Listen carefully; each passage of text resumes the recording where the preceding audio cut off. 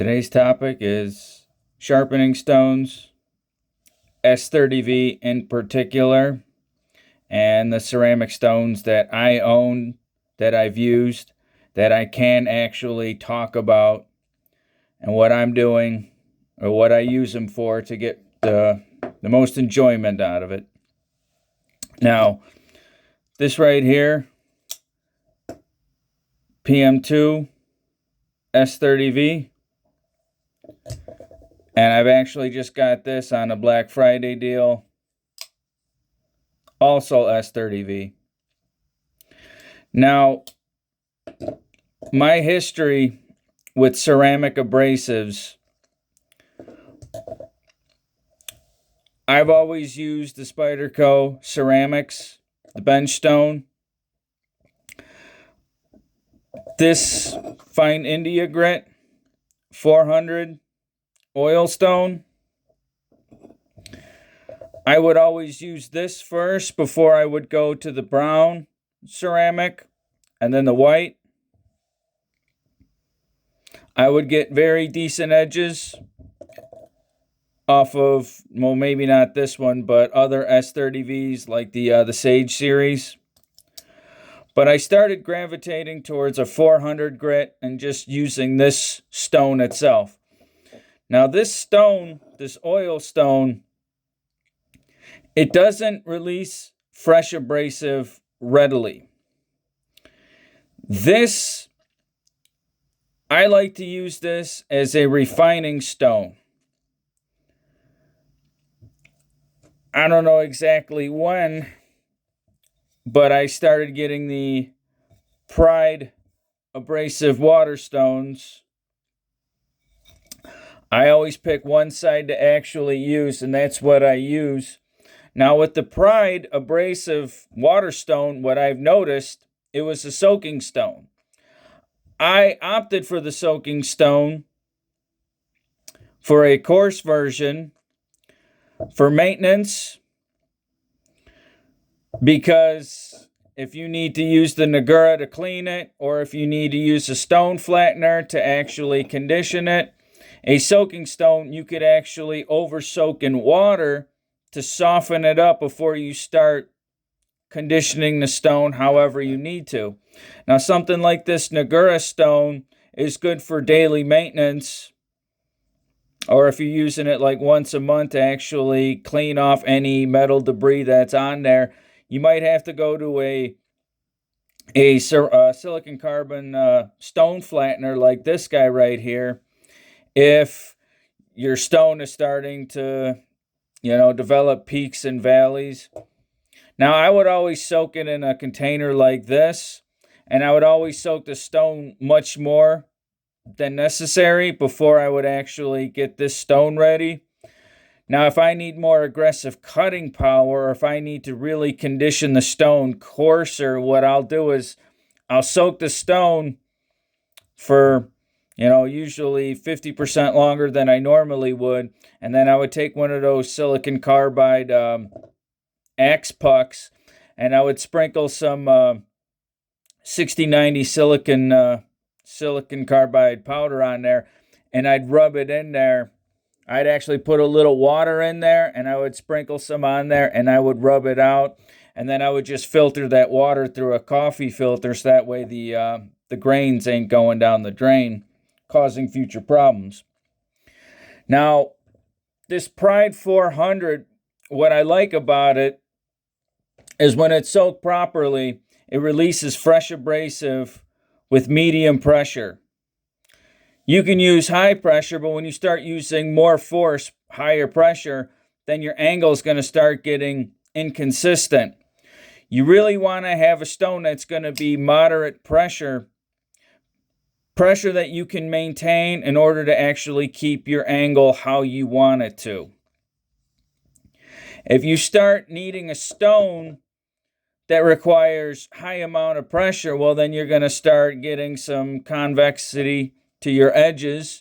It'll be a lot harder to actually maintain.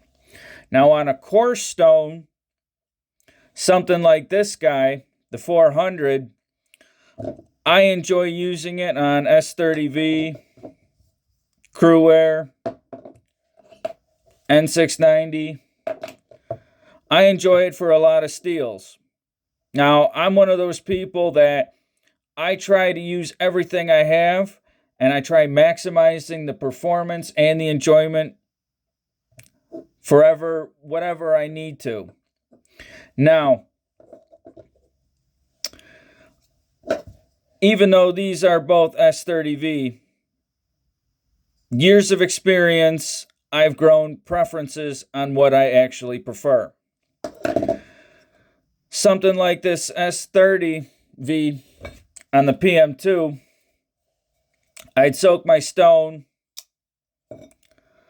sharpen to a burr, I can focus, sharpen to a burr, feel it out, then I'd flip the burr, and if it was, well, if I had time or if I was feeling, whatever, determined, I'd go ahead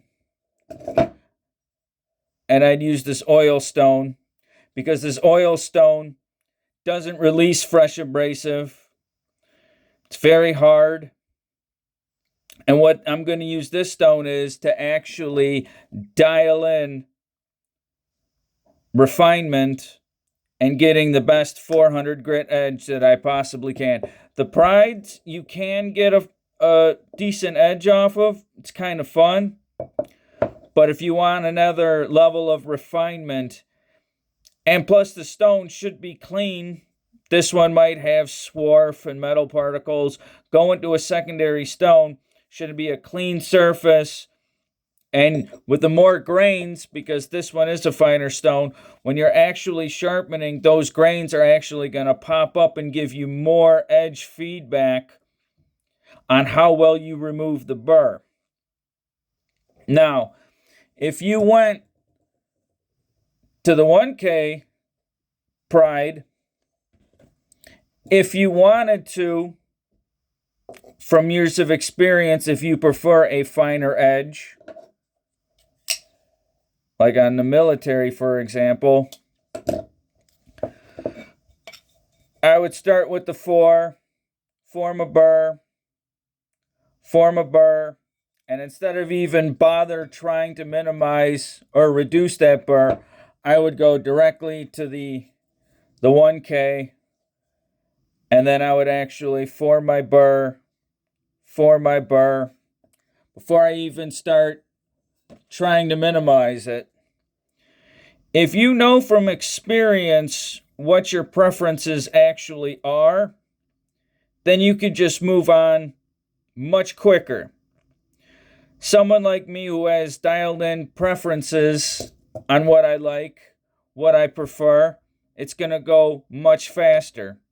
So when you're starting out, I always encourage trying out different things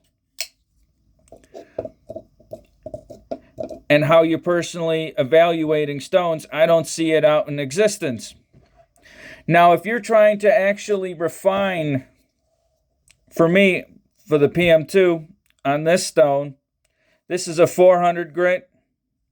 Probably could use some conditioning. Always go with the Nagura. This is a sharp pebble I got with some other stone. Soak this in water. This is really designed for actually just cleaning out metal debris and particles. It's not going to alter the surface texture of the stone itself. Something like the stone flattener, that silicon carbide, or the puck. If that's what I need to do, then that's what I need to do. But you got the Spyderco ceramics that are very hard, and those are really great, in my opinion, at refining an already established edge. Now, if you're using the Pride to form, the Pride 1K, I should say, to actually form a burr on both sides, you're actually going to polish up the entire edge bevel. To me, it's more for aesthetics. Some people like doing that. Some people, they're trained to do that. Remember, the higher grits you actually go, the more those grains are going to provide you feedback on how smooth your edge is actually doing. Now the Spyderco ceramics, they work really well. I really like the brown one. The white one I haven't used all that much. But what I'm going to do for this S30V on the military, when I actually get around to sharpening it, is I'm going to actually use the Pride 400, form a burr on both sides, and then I'm actually going to go to the Pride 1K, form a burr on both sides, and then I'm going to spend about 30 seconds honing the edge on the brown Spyderco ceramic bench stone that I got. It's going to have roughly about a 1K edge. Now the Spyderco ceramics, they are solid bricks of abrasive. They're great for honing and refining an already established edge. If you want to do touch-ups, those are great stones. Or if you want to finish off your edge, maybe before you take it to the strop, may not even need to.